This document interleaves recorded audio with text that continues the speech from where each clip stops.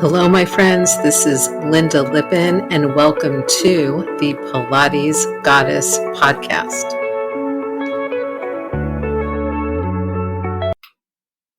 Well, hello, everybody, and welcome once again to the Pilates Goddess podcast. This is your host, Lynda Lippin, and I am very well known for making things more complicated than they need to be. And that is why I have spent a lot of time and a lot of energy in my life focused on keeping things simple. And the more that I do that, the better my life is. And the more that I do that in my Pilates instruction, the better outcomes my clients have, whether on the Pilates teacher, mastermind kind of mentorship side, or in my Strong Bones Pilates private practice and class side. So I am a huge fan right now and moving forward of simplicity. Simplicity in our understanding of things, simplicity in how we say things, simplicity in knowing what it is that we mean when we say things, knowing what it is that we want to do, and basically doing things in the most efficient way possible. This episode is for everybody because what I've discovered in serving both Pilates clients and Pilates instructors is that basically we all overcomplicate everything. And we especially overcomplicate when it comes to health, fitness, and exercise. And the health and fitness, quote unquote, industry is not very helpful with this at all. Okay.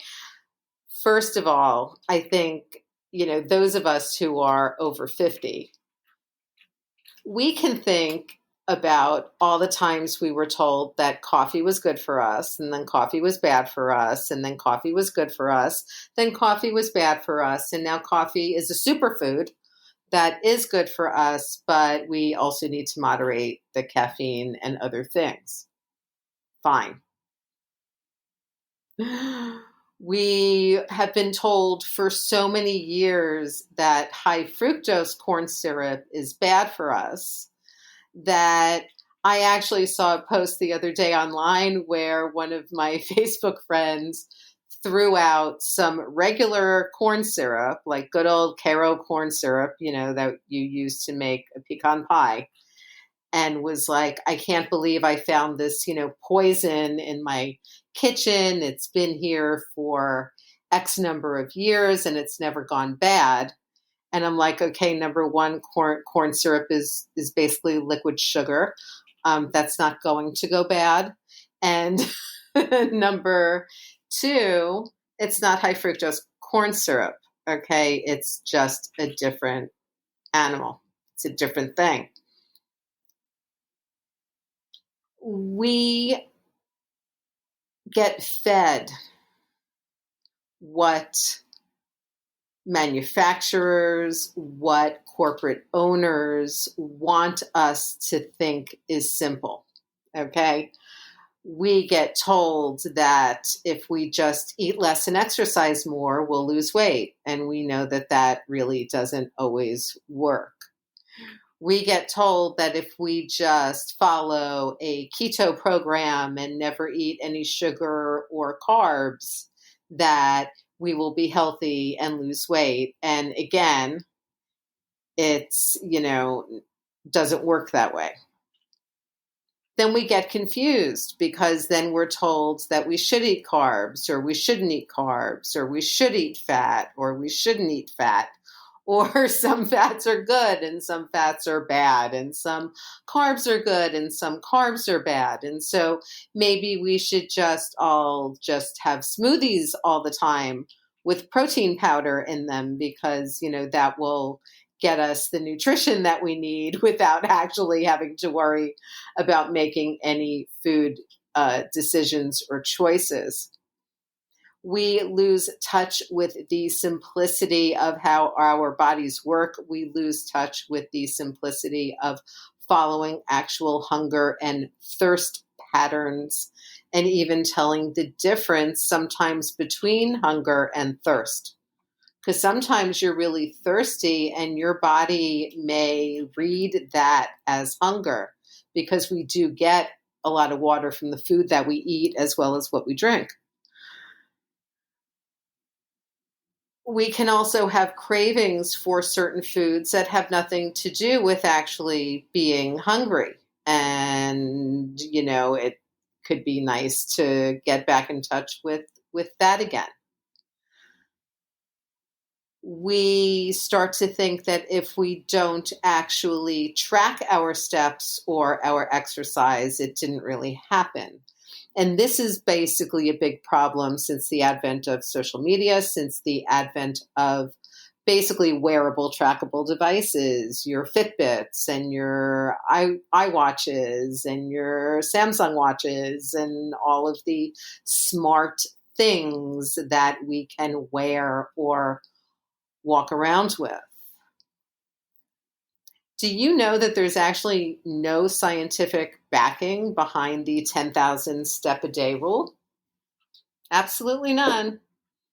Just somebody wrote a book one day about walking being good for you and about 10,000 steps being kind of what most walkers who have the best, outcomes from their walking practice are doing. And then suddenly we were all supposed to walk 10,000 steps a day.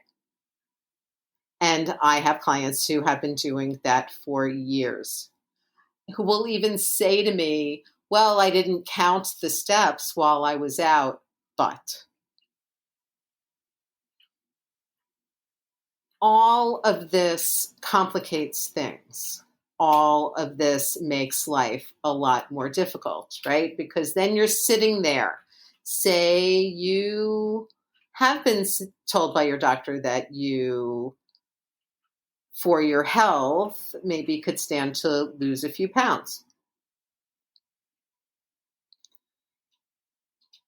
The simplest way to do that is to maybe move a little bit more, but also to pay attention to what you're eating and how much.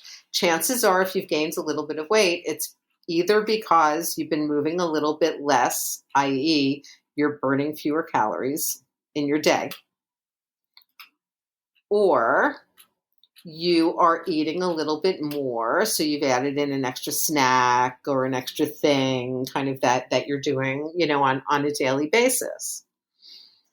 And if those aren't the issue, then, we have hormonal issues. We have all kinds of other metabolic things that could be going on in the body. And that's why, certified health and fitness professionals ask that you get cleared by your physician before you start a diet or exercise program. And even though it may sound more confusing or more hazy to say, well, not every exercise program is going to work for everybody and not every diet is going to work for everybody, that's literally the truth of the matter. So drilling down into, the things that are going to work for you in terms of an individual when it comes to exercise or it comes to nutrition or it comes to teaching your Pilates clients or running your Pilates business, all of these things require some thought and some pre-organization. Okay. Now,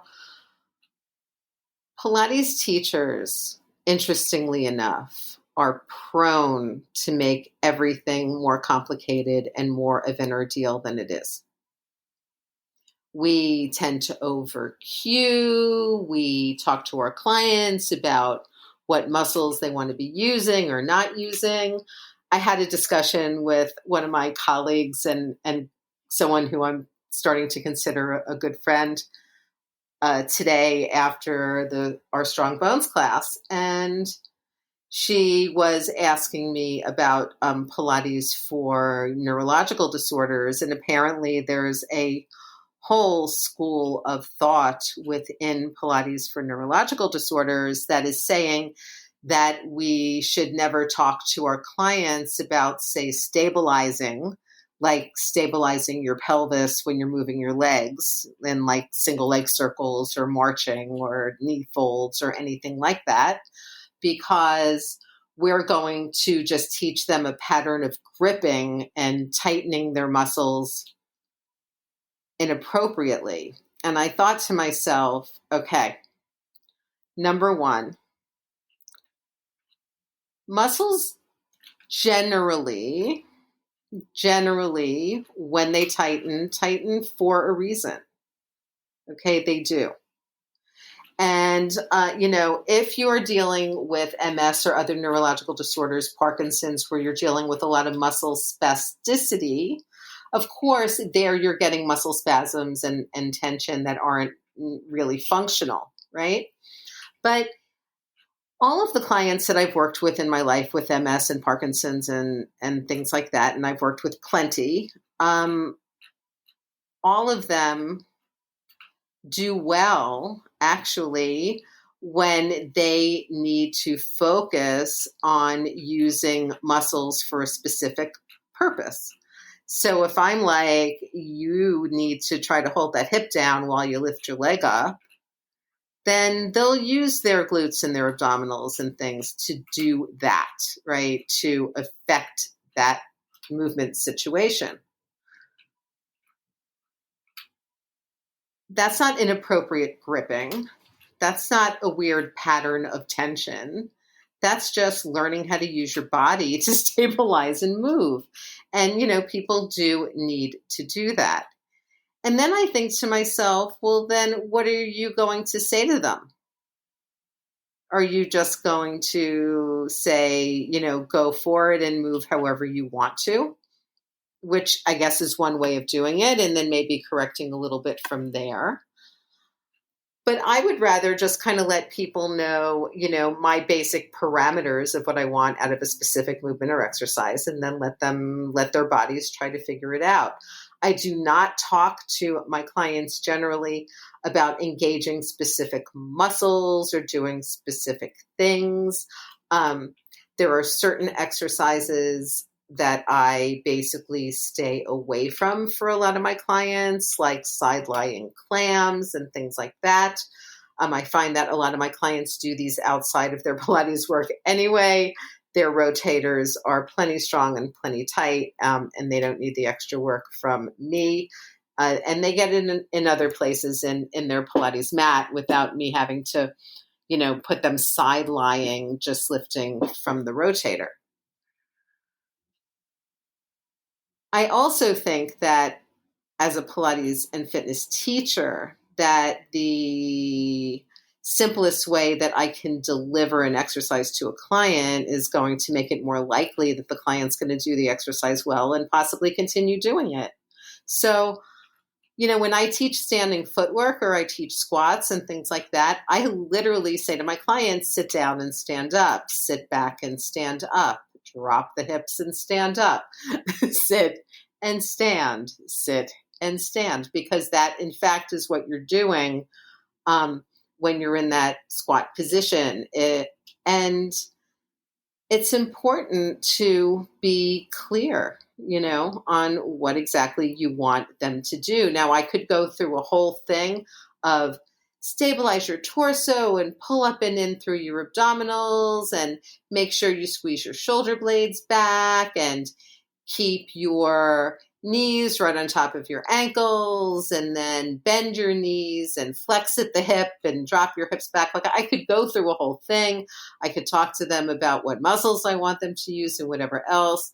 Frankly, it's a lot easier to get somebody into a position and say, could you sit down and stand up while keeping your torso straight, not moving your back, and staying balanced on your legs. That tends to work really well and is a really easy way of talking through the exercise. So if you are the kind of instructor that has literally a paragraph of explanation for every exercise, and you're like, okay, so now we're going to do the 100. And as you know, the 100 is an exercise in breathing and in abdominal strength. And you might feel it in your neck and you might feel it here or there. And here's what you want to be doing or not doing. That's a whole lot more complicated than just saying, okay, we're going to do an exercise called the 100. I would like you to bring your knees in towards your chest. If you have healthy bone density, you are going to curl up your head. You're going to curl up your chest a little bit to the tips of your shoulder blades. You're going to straighten out your legs up towards the ceiling. You're going to start to lower them down away from your body until you get to a place where your back wants to pull forward with your legs. You're going to back off from that a little bit, start to pump those arms up and down, and let's breathe. Deep breaths in and deep breaths out. Keep those collarbones open. Keep those heels squeezed together. Stay wide across your shoulder blades, your ribs, and your hip bones and your sacrum. And just keep breathing and moving. If you feel like your back's going to lift up and go with your legs, you're going to bring your legs up a little bit closer to your body. And by then, they're 90% done with their 100, and then they're done. Keep it really, really simple. That's why I am such a fan, as you might know from having listened to this podcast for a little while, of learning Pilates as a system, whether you are learning it as a teacher or as a client. And that means sometimes that even if I'm teaching people online who have never been in a Pilates studio, they have surely seen photos somewhere of people on reformers doing different exercises, or people on a Cadillac or at a spring wall, or using a push-through bar, or using a rollback bar, or using a chair. And I will say to them, this is like this exercise that you've seen. On the equipment, we are doing it on the mat. This is why it might be a little bit harder for you here or easier for you here, as the case may be. Basically, you could just give your clients kind of like 3 things to look at in an exercise and just have them focus on that, and they're going to be just fine.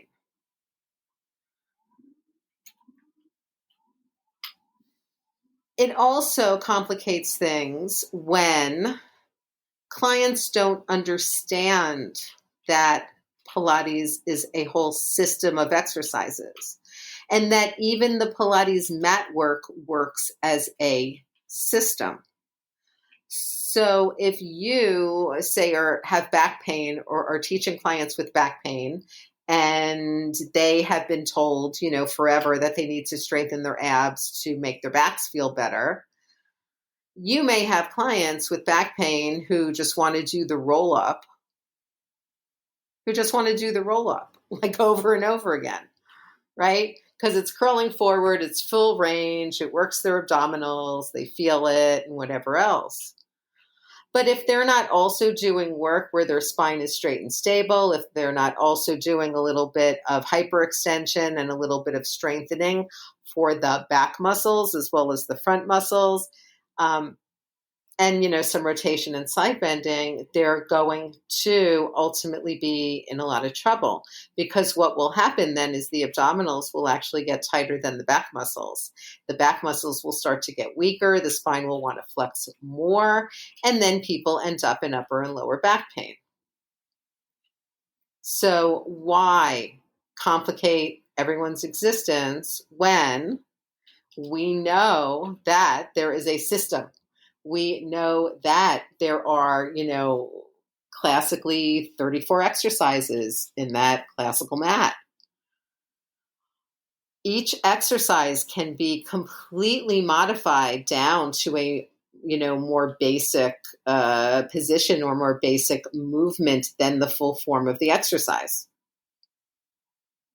There is no reason why, especially for a healthy client in a healthy body, why they should not be going through all different positions, ranges of motion, flexion, extension, rotation, and side bending in their workouts. Then on the other hand, I hear from a lot of clients and people who are on YouTube. They're doing what they think are beginner Pilates mat exercises. And then they're talking about the fact how when they're in plank lifting a leg up or they're doing the kneeling side kick, and both of those are high intermediate to advanced exercises, by the way, that they're having wrist pain. Well, of course they're having wrist pain because they don't have enough strength in their torsos, powerhouses, back muscles, and arms to hold themselves up without sinking all of their weight into their wrists, right? There is a reason why we have the beginner, intermediate, and advanced systems. There is a reason why we layer things into those systems as the body can tolerate. And if your client or you are having wrist pain doing a specific exercise and even being up on your fists or up on push-up handles or, with hands gripping hex head dumbbells to keep the wrist neutral, none of that is happening. There is a good chance that your body just isn't ready to do the exercise. This is what I mean by not overcomplicating things. It could actually just be that your whole body is not yet strong enough and coordinated enough to do that particular thing. And that's okay. That's when you downgrade it a little bit. So for example, say you have a really hard time being in a plank position without having wrist pain. Then bring it down to all fours to hands and knees. Start playing with just having hands and knees on the ground and doing some cat-cow, some rounding and extension. Then maybe graduate to being on both arms, but sending one leg back behind you and lifting it up and seeing if you can still stay supported and lifted. And then maybe add bringing arms up, bringing opposite arm and leg, and then slowly moving your way to a plank. If you really want to plank for whatever reason and it's not working for your wrist, come down to your elbows and forearms and do it there. If you need to, come down to your knees, your elbows, and your forearms and do it there. So bring it to a level that's still hard, all right? Because none of these things are easy, even at their most basic levels. So bring things down to a place that's still hard, but doable and not painful. Again, stop overcomplicating. If you have clients as a teacher who have certain pain points every time they do something, so they're like, I don't like doing this exercise because I feel it in a certain place. There are often very specific cues or instructions that you can give to that client. Like number one, your client's doing an exercise in extension. They're on their stomach. They say, I feel this in my back. The response is, yes, you are working your back muscles in this position. So you're probably going to feel it in your back. Does it feel sharp? Does it feel painful? Are you getting numb? No, you just feel your back muscles working. Awesome, because this is an exercise for your back. See what I mean? Like, there are some things where, someone's coming up into a bridge and their hamstring is cramping, that I can guarantee you they're not using their butt enough. So if you simply say to them as you're coming up, make sure you're using the whole back of your body. Your legs are working, your butt's working, your back is working, you're pressing with your shoulder blades. It's all working together. I can almost guarantee you that they're not going to have as many issues with the hamstring cramps. If somebody lays on their side doing side kicks and they complain because they have some pressure sensitivity on the hip they're laying on, which many people do, the answer isn't, oh my God, what could that possibly be? The answer is great. Let's put an extra pad or fold your mat up again underneath you.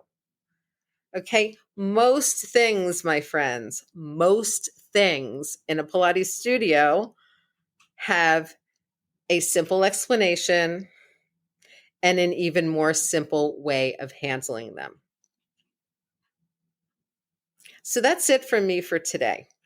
I just want you to pare things back, whether you are an exerciser and a client, whether you are teaching Pilates, teaching fitness, working with people on nutrition. I want you to start to think simple. Simple, simple, simple. What is the easiest way to get through this? What is the easiest way to teach this? And I promise you, your clients are going to be happier and you are going to be happier. So, as always, thank you so, so much for listening to the podcast.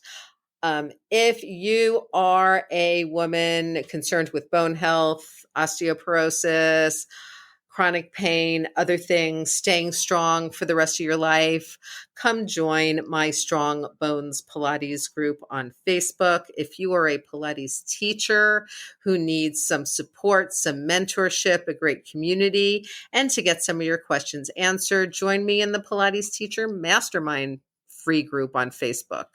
These are private groups. You'll just have to search for them and then ask to join. I have a couple of questions that you need to answer for entry, and I will see you there. Plus, if you go to LyndaLippin.com, spelled just like my name, you can sign up for my email newsletter. I do not spam. I do not email every day, but you will get a newsletter from me usually 1 to 3 times a week, depending on what I have going on, that are full of great information, links, free workouts, free info, and of course, you'll be the first notified of any new and fun things that I have going on in Pilates Goddess Podcast and Lynda Lippin Pilates World. I will talk to you guys soon. Thanks for being here. Thank you so much for listening to the Pilates Goddess Podcast. Music brought to you by Nerd Salad. Please leave a review on Apple Podcasts, especially if you liked it. And please like, share, and subscribe wherever you listen to your podcasts. Thanks.